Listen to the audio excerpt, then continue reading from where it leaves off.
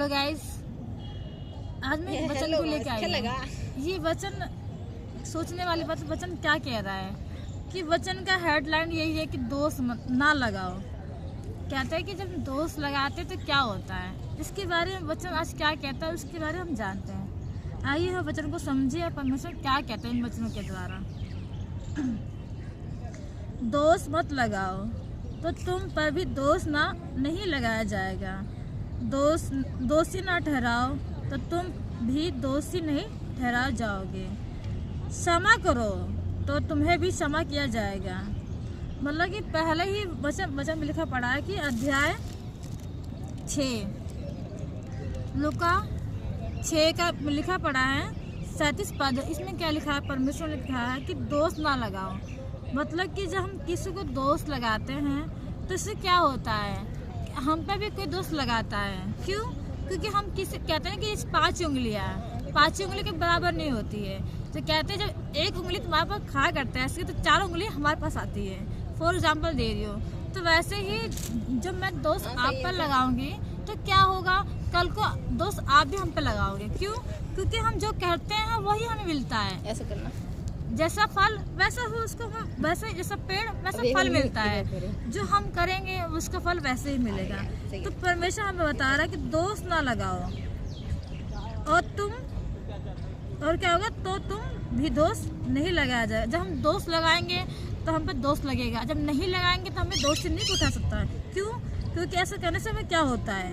और परमेश्वर ने ये भी कहा कि क्षमा करो तो तुम्हें भी क्षमा किया जाएगा। जब हम किसी को क्षमा करते हैं, ये बहुत बड़ी बात है। क्षमा करना बहुत ज़रूरी है क्योंकि हमारे जीवन की एक शैली है। क्योंकि हमें पता है कि रोज़ कुछ ना कुछ हम गलतियाँ करते हैं, उस गलतियों से हम कुछ सीखते ही हैं। क्योंकि वो गलती हमारे जीवन में ऐसा है, क्योंकि हम मनुष्य हैं, जाने अनजाने हमसे गलतियाँ होती है। तो ये क्या है, हमारे जीवन की गलतियाँ हैं या कुछ भी समझो। तो हमें क्या करना है, जब कोई व्यक्ति, चाहे मैं हूँ चाहे आप हो, अगर आपसे कुछ गलती हो गई है तो आपका एक फ़र्ज़ बनता है कि आपको क्षमा करना। क्योंकि कहते हैं ना कि जो क्षमा करने वाला व्यक्ति उससे बड़ा होता है, जो गलती करता है वो छोटा होता है, जो क्षमा करता है उससे बड़ा होता है। तो परमेश्वर ने क्या बोला कि क्षमा करो तो तुम्हें भी क्षमा किया जाएगा। कल को ऐसा होता है कि मुझसे कुछ गलती होती है, अगर मैं आपको क्षमा नहीं कर रही उस वक्त, तो आप भी क्या करोगे, मुझे क्षमा नहीं करोगे। क्योंकि परमेश्वर ने ये कहा कि हमें क्षमा करना है ताकि हमें भी क्षमा मिले, क्योंकि हमने बहुत गलती किया है। बाकी उस परमेश्वर ने हमें क्षमा किया है। क्यों? एक उदाहरण वही है जो हमें क्षमा करने वाला। हम मनुष्य क्या है, हम गलतियाँ करते हैं, बाकी क्षमा करने वाला वही है। और लिखा हुआ 38 पद में, दिया करो तो तुम्हें भी दिया जाएगा। लोग पूरा नाप दबा दबा कर और हिला हिला कर और उभरता हुआ तुम्हारे गोदी में डाल देंगे। आमीन, हालेलुया। इसका वचन मतलब ये कहता है कि दिया करो। जब हम किसी को देते हैं, फॉर एग्जाम्पल हम परमेश्वर को देते हैं, तो क्या होता है कि परमेश्वर हमें उसका दुगना देने वाला, दुगना भी नहीं 70 गुना देने वाला है। पहले हमें देने वाला बनना है, देने वाला सीखना है। क्योंकि परमेश्वर ने हमें ऐसा बनाया कि हमें देने वाले बनाया, ना कि लेने वाला। तो हमें ये चीज़ जानना है कि हमें कैसा बनना है। तो परमेश्वर ने कहा है कि लोग तुम्हें नाप दबा दबा कर, हिला हिला के उभरता हुआ तुम्हारी गोदी में डाल देंगे। जब हमें देंगे तो परमेश्वर उसको ज़्यादा देने वाला है। वो हमें नहीं पता है वो कहाँ से देगा, कहाँ से हमें नहीं पता, बाकी परमेश्वर देने वाला खुदा है। क्योंकि जिस नाप से तुम नापते हो उसी से तुम्हारे लिए भी नापा जाएगा। कहते हैं कि जो चीज़ हम देते हैं, अच्छा देंगे तो ज़्यादा मिलने वाला है, अच्छा फल दोगे तो अच्छा फल मिलने वाला है, अगर बुरा दोगे तो बुरा ही मिलने वाला। तो परमेश्वर हमें इतना महान है कि वो सारी चीज़ें इतनी भरपूरी देने वाला है कि वो परमेश्वर हमें दबा दबा के, हिला हिला के और उभरता हुआ हमारे गोदी में डालने वाला है। और लिखा है कि फिर उसने उनसे एक दृष्टांत कहा, क्या अंधा अंधे को मार्ग बता सकता है? क्या दोनों गड्ढे में नहीं गिरेंगे? चेला अपने गुरु से बड़ा नहीं, परंतु जो कोई सिद्ध होगा वह अपने गुरु के समान होगा। तू अपने भाई की आँख के तिनकों को क्यों देखता है और अपने ही आँख का लट्टा तुझे नहीं सूझता?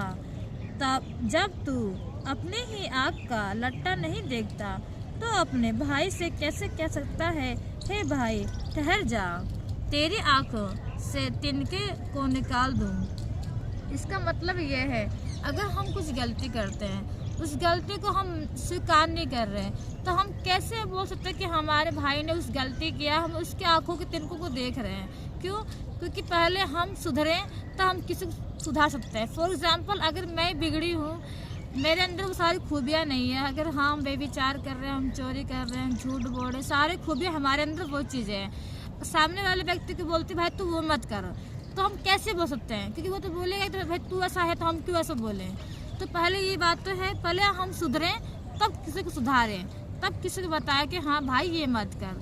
तो ये फॉर एग्जाम्पल परमेश्वर ने बताया कि पहले हम अपने आँखों की तिनकों को देखें, हम कैसे हैं, हम अच्छे हैं कि बुरे हैं। परमेश्वर हमें जांचता है, मानता है कैसे हैं कैसे हैं, क्योंकि परमेश्वर ऐसा महान है कि वो मनों को जांचता है कि हम कैसे हैं और कैसे नहीं। तो ये सब बातें क्या हमारे लिए ही, हम पे ही डिपेंड होता है। मैं हूँ चाहे आप हो, सबके लिए बातें हैं कि जब हम कुछ गलतियाँ करते हैं तो उनको बातों को समझना भी कि हमने कहाँ गलती किया। अगर हम किसी को रोकते टोकते कि ये मत करो, तो पहले खुद पर वो बातों को लागू करो। अगर हम गलतियां नहीं करते हैं, सामने वाले व्यक्ति को बोलते कि भाई तू गलती मत कर, तू मानेगा। अगर हम सारे वही गलतियां कर रहे हैं फिर उसको बोलते कि भाई तू ये मत कर, तो कभी नहीं मानेगा, क्योंकि वो देख रहा है कि हम क्या कर रहे हैं क्या नहीं। तो इन बातों के परमेश्वर बताया है कि पहले अपने आँखों के लट्टों को देख ले, हम क्या कर रहे हैं क्या नहीं। तो इसके द्वारा परमेश्वर सिखाता है कि पहले अपने गलतियों को स्वीकार करो, तब किसी को बताओ कि हम क्या कर रहे हैं क्या नहीं। Thank you Jesus. और लिखा हुआ है कपटी, पहले अपने आँखों से लट्टा निकाल, तब जो तिनका तेरे भाई की आँख में है उसे भली भांति देखकर निकाल सकेगा। इसका मतलब यही है कि पहले हम खुद को सुधारें तब किसी को सुधारें। फिर लिखा हुआ है 43 पद में लिखा हुआ है, जैसा तेरा पेड़ वैसा तेरा फल होगा। मतलब ये है जैसे फल होगा वैसा पेड़ होगा, जैसे पेड़ होगा वैसे फल होगा। इसका मतलब क्या परमेश्वर बताता है, इसके बारे में जानते हैं। कोई अच्छा पेड़ नहीं जो निकम्मा फल लाए, और ना तो कोई निकम्मा पेड़ है जो अच्छा फल लाए।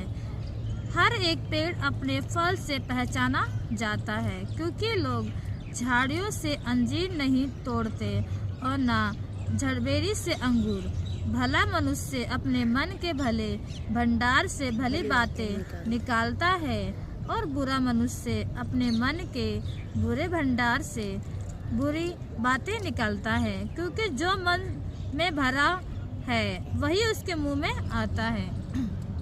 इसका मतलब ये है कि कोई अच्छा पेड़ नहीं जो निकम्मा फल लाए।